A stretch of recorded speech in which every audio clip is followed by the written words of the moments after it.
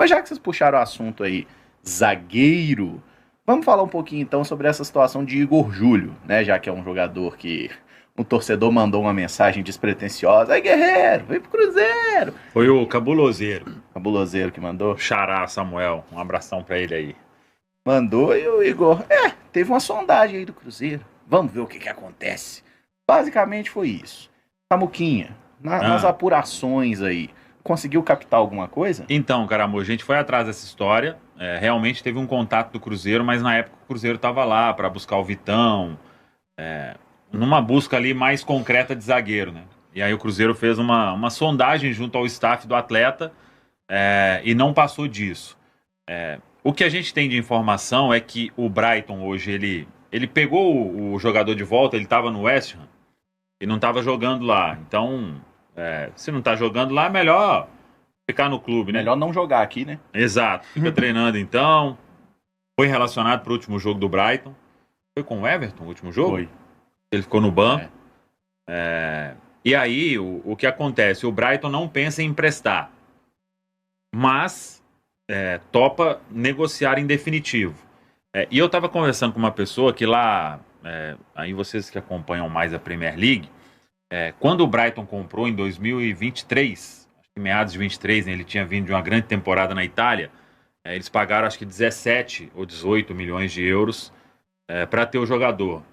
E não é esse preço, óbvio, que para ele sair de lá, porque parece que quando você compra um jogador, mesmo se você vender, por exemplo, você comprou por 18, vende por 5, mesmo assim, aqueles 13 ali, você tem direito a ele no orçamento, né? Então, os clubes lá, como tem muita grana, eles não ligam muito para isso, né? Por exemplo, o Sinisterra, o Bournemouth, comprou muito, muito mais caro, né?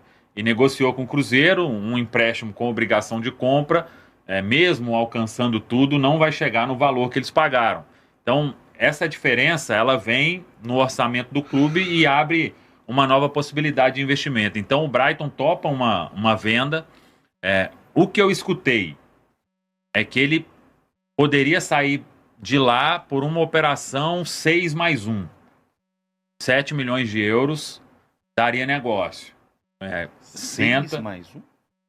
Esse número é bom, Samu. Não, mas aí foi o que me passaram. 6+1 em bônus, em metas. Não foi nada disso, viu, Caramujo? Mas desculpa. Não, mas 6+1. 7 milhões. Dá para sentar e conversar.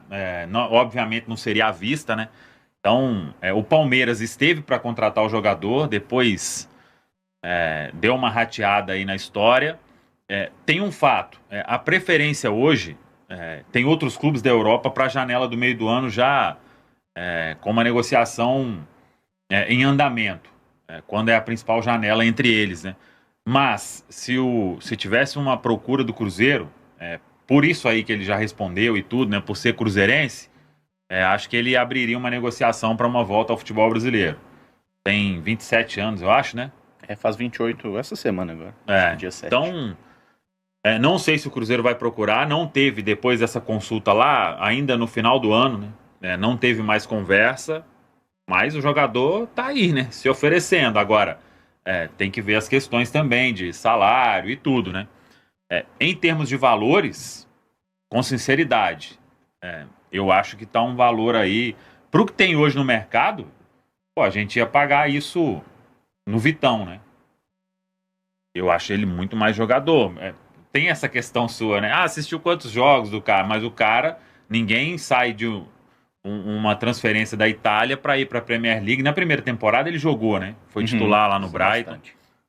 23 para 24, né? Depois perdeu um pouco de espaço, mas é um atleta que tá aí. Eu acho que em algum momento alguém vai buscar, velho. Se não tiver uma nova transferência lá entre clubes da Europa, né? Ô Pedrão, inclusive assim, né?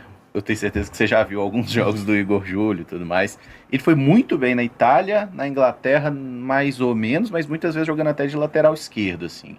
Para poder apresentar para o torcedor como é que joga o Igor Júlio, característica dele, o que te chama a atenção nesse atleta e a sua opinião de olheiro aqui, se seria um bom nome.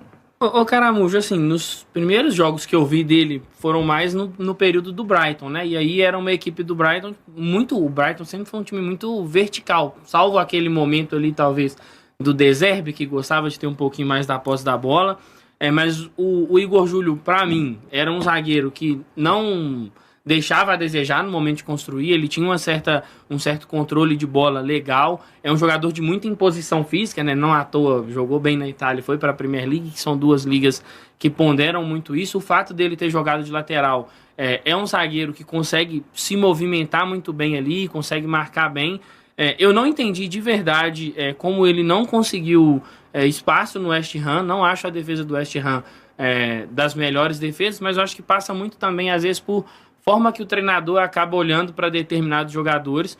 Mas eu gosto, acho que é um nome interessante. É claro que o torcedor, e eu também compartilho um pouco desse sentimento, a gente sempre fica meio ressabiado assim, quando o jogador está se oferecendo demais para o clube, mas eu acho que também o Igor Júlio viu. Muita gente fez o movimento de vir ao futebol brasileiro e conseguiu uma oportunidade na seleção. Eu estava bem, o pessoal não me chamou para a seleção, muito por conta também, acho que dos times, né? Aqui no Brasil a gente ainda enfrenta um certo receio de ter atleta do Brighton, de ter atleta da Fiorentina, coisa que, por exemplo, a Argentina não tem. E ele talvez enxergue num retorno ao futebol brasileiro essa possibilidade de seleção. É um nome que eu gosto, é um nome que me agrada. Acho que casaria com o estilo de jogo ali do Cruzeiro. É um cara que, de novo, se ele precisar de construir as jogadas, ele vai construir.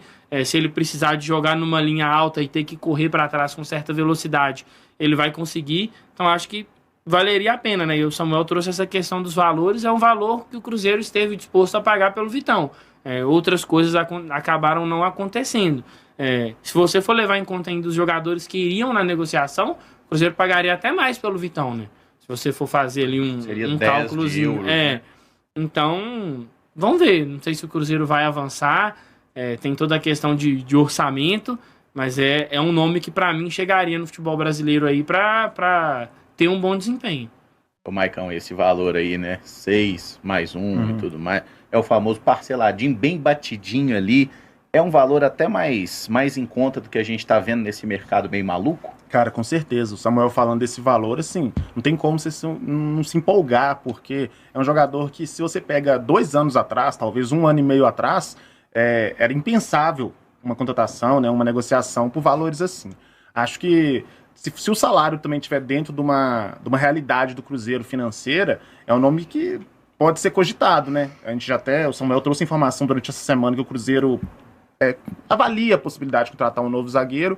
E aí você traz um zagueiro com experiência internacional, né, de uma liga muito forte, uma liga física, e ele também, né, um cara que é muito forte fisicamente. Canhoto, que é uma necessidade que o Cruzeiro tem já há um tempo, né, o famoso reserva do Vidalba, não que ele seria o reserva do Vidalba, né, mas é um cara ali para jogar pelo lado esquerdo da defesa. Tem essa possibilidade de fazer a lateral também. Eu não gosto muito de zagueiro fazendo lateral, mas é uma versatilidade interessante.